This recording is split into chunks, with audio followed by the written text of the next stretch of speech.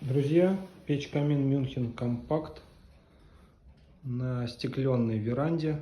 Небольшая верандочка здесь, ну где-то, наверное, возможно 20-25 квадратных метров. Интенсивнейшее горение. Такое вот мощное. Попробуем перевести в более медленный режим. Посмотрим, что из этого выйдет.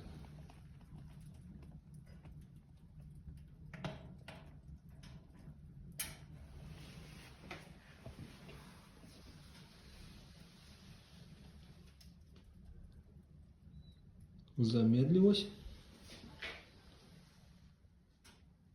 Интенсивность уменьшилась.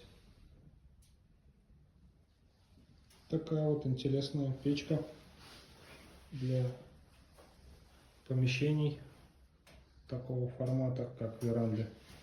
Идеально подходит.